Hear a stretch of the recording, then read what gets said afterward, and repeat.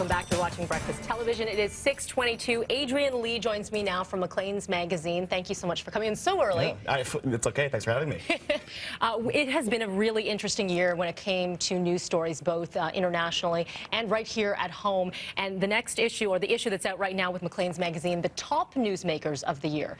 Before we get into what they are, how do you determine what they are? Sure. Well, I mean, our newsmakers issue, we've been doing it for at least a decade now. And so when we sort of look at, what are the newsmakers, who are the people that we want to recognize, the things we need to recognize, there's two things we think about. So one is, what are the stories that sort of had the most meat to them, the stories that had the most angles when they're reporting, the sort of the biggest stories of the year, really.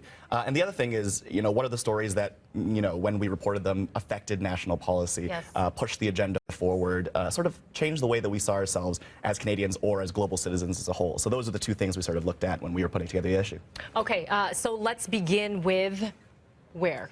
Well, I mean, I think Ebola is something that everyone's obviously thinking about.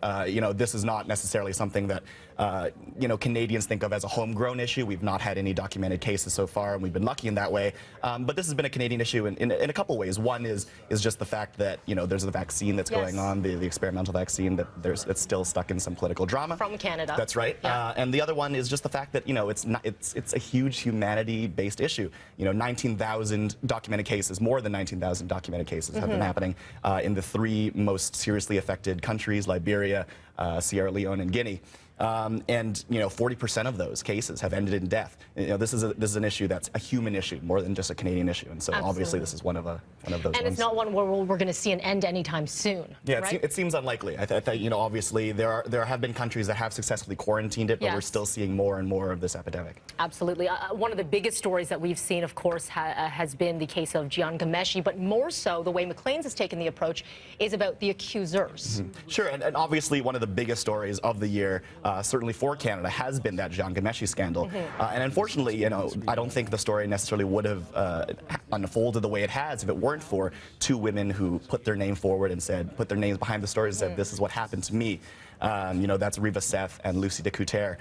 Without those two women, we wouldn't have the national conversation that we're having right now about sexual assault, sexual harassment, and it's their bravery that we really wanted to recognize on this issue. It has created so much discussion and so much online. That whole hashtag bin rate never reported, that sort of came to light, and thousands of people all over the world. As you mentioned, it started as a discussion here locally, but it really has spread. We've sort of seen the Bill Cosby effect as well, and different cases like that where people feel that the conversation is now out there. So finally, of course, we cannot forget what has happened in Ottawa. Yeah, and October 22nd, certainly one of the darkest days of our year. Possibly one of the darkest days in Parliament's history. The day when Michael Zahav-Bibeau, stormed Parliament Hill. The day after Warrant Officer Patrice Vincent was killed in Quebec. This was obviously one of our darkest days, and in this dark day, we sort of wanted to recognize a man who sort of reflected the best of ourselves. Kevin Vickers, the Sergeant at Arms from Miramichi, New Brunswick. This was a man who, the details haven't been confirmed, but this is the man who stood up and the next day, and we're seeing on the screens right now. October 23rd, that's one of our most monumental days, I think, the MPs roaring and cheering for him. It was so emotional, and regardless of your political stripe, everyone was united in that. And I remember this moment, and it was, he was tear-filled, and it was tough to watch in the newsroom as well, but again, it brought everyone together, and it created a discussion. But as you mentioned, the launching pad for where you guys determine what is a newsmaker is something that has legs. There's so much more to that story than an isolated incident.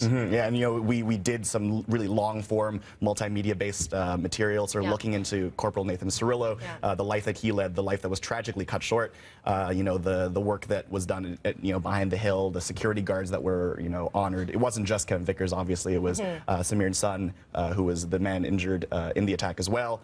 All of those people should be recognized and have been. Yeah. Adrian, thank you so much for coming in. By the way, this is on newsstands now, Top Newsmakers. You can also get it on your next issue app. We're going to take a break here on Breakfast Television. It is 6:26.